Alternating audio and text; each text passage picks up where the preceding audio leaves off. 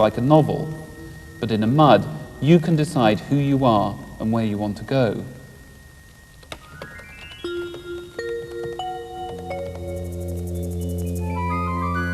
A mud world is also like a novel full of characters, but they aren't fictional. What they say or do is determined by real people who, like me, sit at a computer, experiencing the same world, but from their own point of view. They can also invent a new identity for themselves, a sort of virtual mask. In real life, they may be a student at Sunderland or a banker from Bangkok, but here they are whoever or whatever they want to be. I, for example, decided to be the listener. Howdy, listener, you lost? The Italian gardens over there. I'm going there. Do you want to come? Okay then. Because the characters are real, mud life has all the complexities and some of the dangers of real life. There are the same battles of the sexes, the same conflicts of interests, the same struggles to make friends.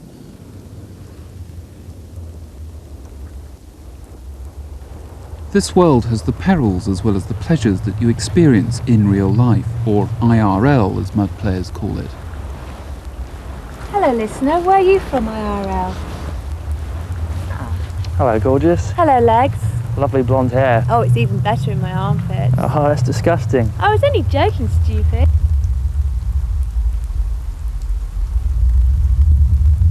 How dare you? What's up? I didn't ask to be groped. I'm bored, Phil, I'm off. Thanks very much. Yeah, well, if you'd been a bit nicer, I might have hung around.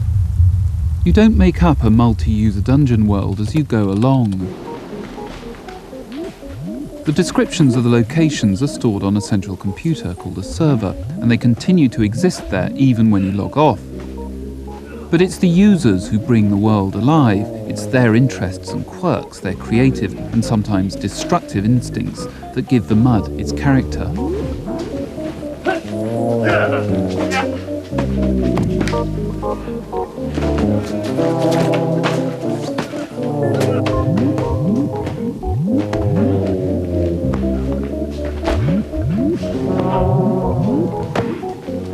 Death in this sort of world is not just a case of having to go back and start again. The Reverend Pudding really is no more, and when the person who adopted the Good Reverend's persona returns to play another day, he or she will be reborn as someone else, a stranger, a newcomer who must once again go through the process of getting to know people, making friends, acquiring powers.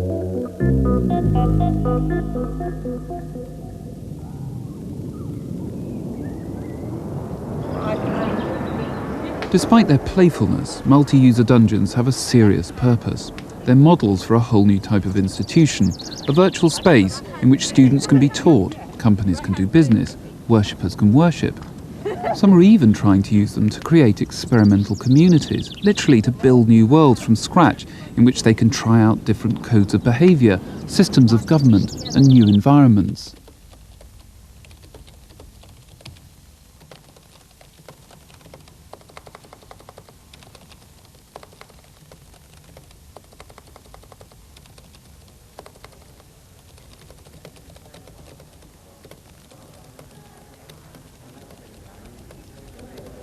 This isn't just self-indulgent escapism.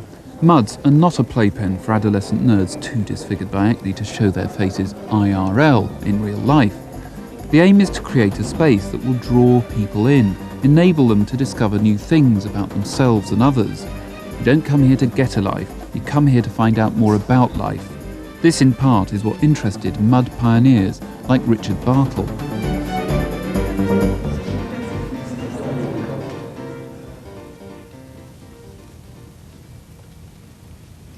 Muds are places where you can live. They're places of habitation. They're not games. They're not just things that you just crank up on your computer. They're places where you live. There are places you can go there to visit friends. You can go there to visit enemies. Yes, you can die there.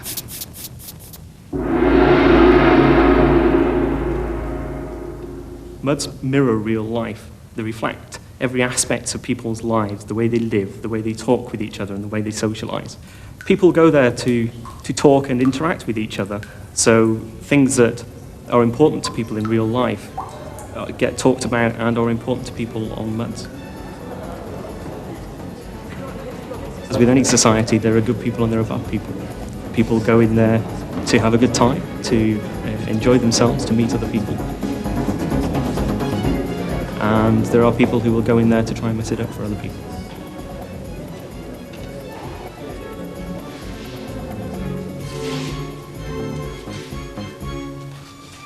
It's like a shared dream. You're all together in one place. There can be from hundreds, tens or thousands of rooms with thousands of people on them. MUDs have a life of their own. Without the users, there would be no MUDs. So the users define how the MUD works, how it interacts, and how it progresses.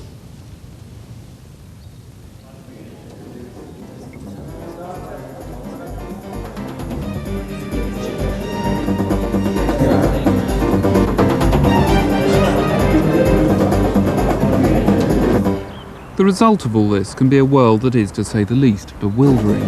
It can also be a bit frightening, especially for so-called newbies, newcomers who find themselves suddenly immersed in an alien world, populated by strange creatures speaking in unfamiliar tongues.